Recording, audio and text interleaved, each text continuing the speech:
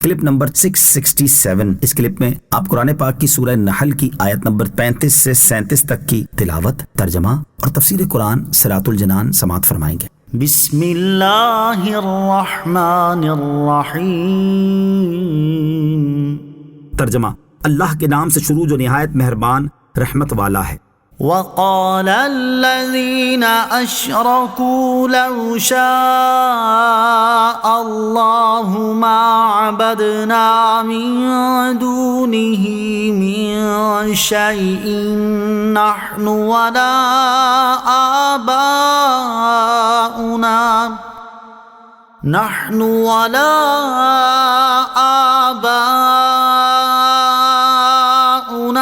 ولا حرمنا من دونه من شيء كذلك فعل الذين من قبلهم فهل على الرسل إلا البلاغ المبين۔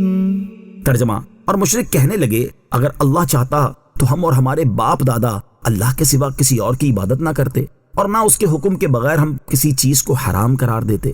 ان سے پہلے لوگوں نے بھی ایسا ہی کیا تھا، تو رسولوں پر تو صاف صاف تبلیغ کر دینا ہی لازم ہے۔ وقال الذین اشرکوا، اور مشرک کہنے لگے۔ مکہ کے مشرکین مذاق کے طور پر سید المرسلین صلی اللہ تعالی علیہ وسلم سے یہ کہتے تھے کہ اگر اللہ تعالیٰ چاہتا تو ہم اور ہمارے باپ دادا اس کے سوا کسی اور کی عبادت نہ کرتے اور نہ اس کے حکم کے بغیر ہم بحیرہ اور صائبہ جانور وغیرہ کسی چیز کو حرام قرار دیتے۔ اس سے ان کی مراد یہ تھی کہ ان کا شرک کرنا اور ان چیزوں کو حرام قرار دے لینا اللہ تعالیٰ کی مشیت اور مرضی سے ہے۔ اس پر اللہ تعالیٰ نے فرمایا کہ ان سے پہلے لوگوں نے بھی ایسا ہی کیا تھا کہ اپنے رسولوں علیہ الصلوۃ والسلام کی تکذیب کی، حلال کو حرام کیا اور ایسی ہی مذاق اڑانے والی باتیں کہیں۔ رسولوں علیہ الصلوۃ والسلام پر تو صاف صاف تبلیغ کر دینا، یعنی حق کو ظاہر کر دینا اور شرک کے باطل اور کبھی ہونے پر مطلع کر دینا ہی لازم ہے، ہدایت دینا ان پر لازم نہیں۔ اللہ تعالیٰ کی مشیت کو دلیل بنانا اور اس کے حکم کی پرواہ نہ کرنا جہالت ہے۔ اس آیت میں اور اس کی اگلی آیت میں کفار کی اس جہالت کو بھی بے نقاب کیا گیا ہے کہ مشیت الہی کو تو کفار اپنی حرکتوں کی دلیل بنا رہے ہیں، لیکن حکم الہی کی ان کو کوئی پرواہ نہیں۔ ہمارے زمانے میں بعض مسلمان بھی اپنے برے افعال کی یہی دلیل دیتے ہیں کہ اگر اللہ تعالیٰ نہ چاہتا تو میں یہ گناہ، فلاں جرم اور وہ معصیت نہ کرتا، اگر میں نے ایسا کیا ہے تو اس میں میرا قصور ہی کیا ہے۔ یہ لوگ خود ہی غور کر لیں کہ ان کا طرز عمل کن سے مل رہا ہے۔ وَلَقَدْ بَعَثْنَا فِي كُلِّ أُمَّةٍ رَسُولًا أَنِ اعْبُدُوا اللَّهَ وَاجْتَنِبُوا الطَّاغُوتَ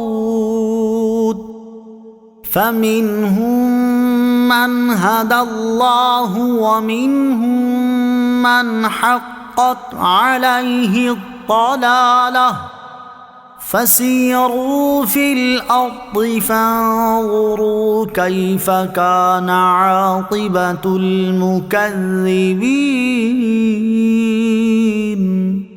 ترجمہ: اور بے شک ہر امت میں ہم نے ایک رسول بھیجا کہ اے لوگو اللہ کی عبادت کرو اور شیطان سے بچو، تو ان میں کسی کو اللہ نے ہدایت دے دی اور کسی پر گمراہی ثابت ہو گئی، تو تم زمین میں چل پھر کر دیکھو کہ جھٹلانے والوں کا کیسا انجام ہوا۔ وَلَقَدْ بَعَثْنَا فِي كُلِّ أُمَّةٍ رَسُولًا، اور بے شک ہر امت میں ہم نے ایک رسول بھیجا، یعنی جس طرح ہم نے تم میں محمد مصطفیٰ صلی اللہ تعالی علیہ وسلم کو بھیجا، اسی طرح ہر امت میں ہم نے ایک رسول بھیجا اور ہر رسول کو حکم دیا کہ وہ اپنی قوم سے فرمائیں کہ اے لوگو اللہ عز و جل کی عبادت کرو اور شیطان کی پیروی کرنے سے بچو۔ تو ان امتوں میں کسی کو اللہ تعالیٰ نے ہدایت دے دی تو وہ ایمان سے مشرف ہوئے، اور کسی پر علم الہی میں گمراہی ثابت ہو گئی تو وہ اپنی ازلی شقاوت کی وجہ سے کفر پر مرے اور ایمان سے محروم رہے۔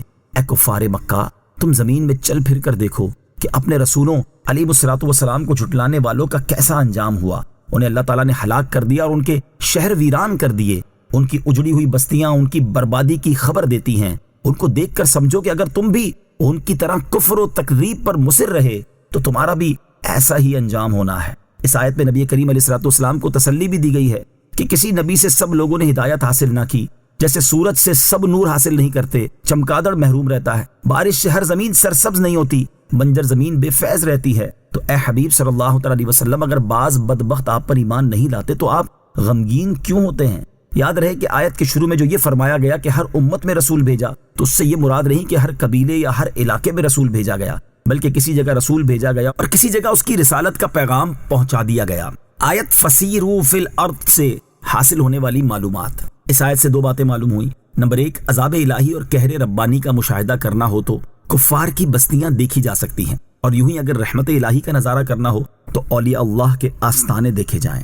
نمبر 2، تاریخ و جغرافیہ کا علم سیکھنا بہت مفید ہے کہ اس سے اللہ تعالیٰ کا خوف دل میں پیدا ہوتا ہے، لیکن یہ جب ہی کہ تاریخ و جغرافیہ صحیح ہو اور صحیح نیت سے پڑھے۔